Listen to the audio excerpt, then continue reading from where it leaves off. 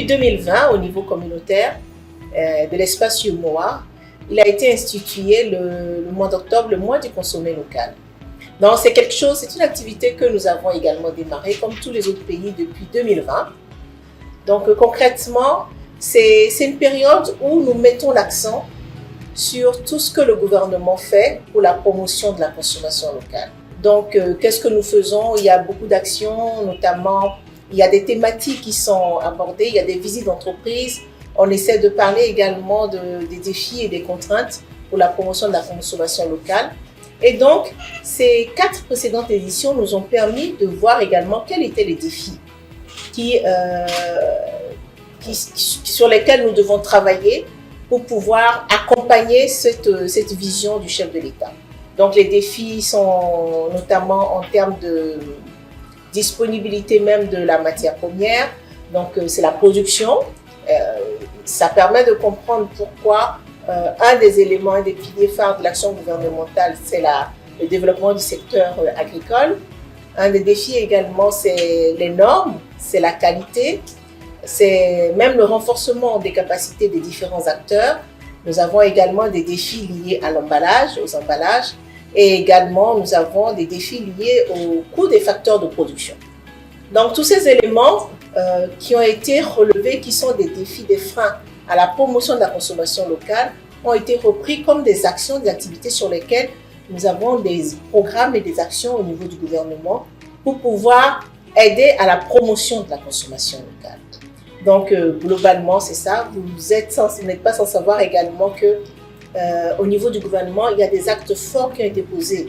Vous avez la lettre circulaire de Madame le Premier ministre qui invite toutes les structures administratives et les structures privées également, à l'occasion des fêtes de fin d'année ou autres, à privilégier l'achat des biens et services locaux. Ça, c'est un acte fort qui est posé qui démontre qu'au-delà des écrits, on pose des actes pour vraiment encourager la promotion de la consommation locale.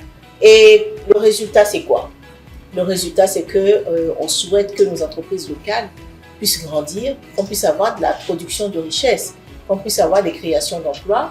Et d'année en année, on voit que progressivement, les entreprises qui intègrent cette vision, qui participent à cette dynamique-là, grandissent, malgré les défis qu'elles ont, elles grandissent. Et donc, il y a des chiffres d'affaires qui augmentent, il y a des créations d'emplois qui accompagnent ces augmentations de chiffres d'affaires.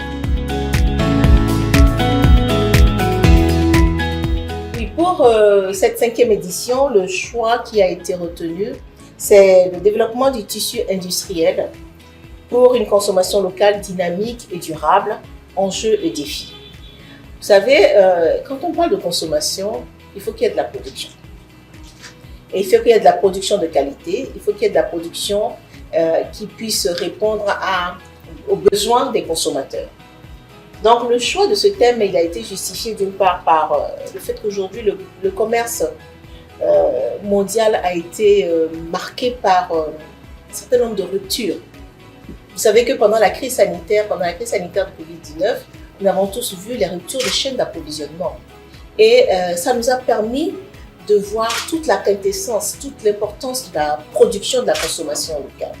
Ça, c'est le premier élément. Donc, il y a eu, et suite à la crise sanitaire, il y a eu des réorganisations de chaînes d'approvisionnement où il y a des pays où il y avait de la délocalisation. Ils ont décidé d'avoir des sites de production beaucoup plus proches d'eux.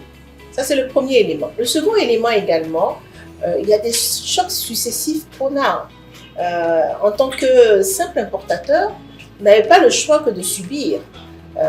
Aujourd'hui, il y a l'inflation. Donc, tous ces éléments nous amènent, je dirais, à repenser notre stratégie et confirment le bien fondé de cette thématique qui a été choisie en disant qu'un tissu industriel fort et dynamique dans notre pays nous permettra de pouvoir adresser ce besoin de production et de consommation locale. Mais les deux sont liés.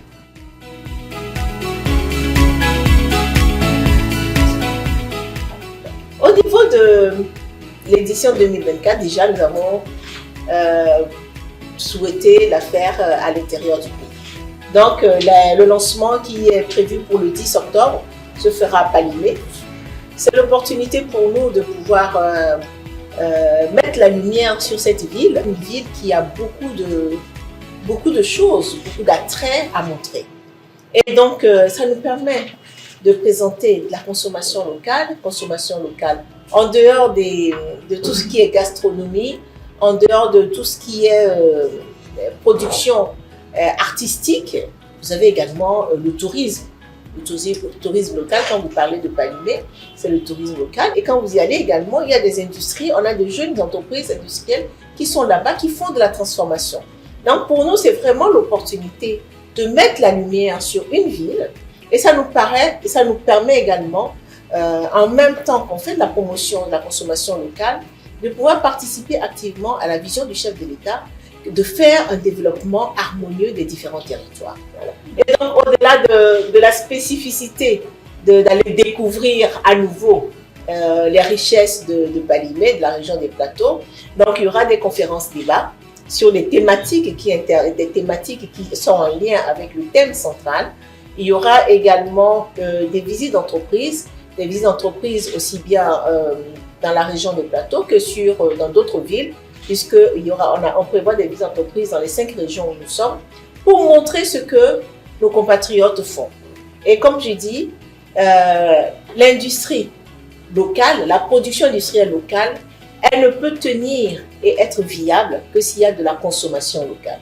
Et on verra également des visites pour montrer tous les autres parties prenantes, notamment ceux qui travaillent sur la qualité, ceux qui travaillent sur la normalisation, pour rassurer quand même les consommateurs que les produits qui sont mis sur le marché localement sont des produits sains et sont des produits de bonne qualité et que le gouvernement continue à travailler pour améliorer tous ces aspects-là. Je voudrais saisir cette occasion que vous me donnez pour exprimer ma profonde gratitude au chef de l'État. C'est sa vision que nous essayons de mettre en œuvre à travers les actions du gouvernement. Et ça nous permet de mettre en place des politiques et des programmes structurants. Et petit à petit, nous arrivons à construire quelque chose qui nous permet d'avoir un tissu économique qui soit viable et qui permette également d'assurer, comme je le disais à l'entame de mes propos, de la création de richesses, des emplois pour nos jeunes et également de pouvoir assurer une qualité, de la mise à disposition des qualités de produits pour nos concitoyens. Et donc, comme je le disais, pour moi, la question fondamentale que chaque Togolais doit se poser, c'est que pourquoi consommer local? C'est la question fondamentale qu'on doit se poser. Pourquoi consommer local? C'est facile. C'est facile d'avoir des produits importés. Ça vient de l'Inde, ça vient de la Chine, ça vient de l'Australie. Des fois, on ne sait même pas d'où ça vient. Mais on a une pléthore de produits à notre disposition à des prix qui défient toute concurrence. Et donc, la question que chacun doit se poser, pourquoi consommer local? Pour ma part, comme je l'ai dit, pour moi, c'est un engagement. Consommer local, c'est une déclaration d'engagement envers nos producteurs, une déclaration d'engagement envers nos PME, PMI, envers notre communauté, envers l'économie de notre pays, envers notre jeunesse. Et c'est la préservation de l'environnement, de la santé publique, de notre culture. Et c'est un acte qui est porteur de création de richesses et d'emplois pour notre pays. Donc j'invite tout un chacun à passer du statut, comme je l'ai dit, de consommateur, de consomme-acteur. Je vous remercie.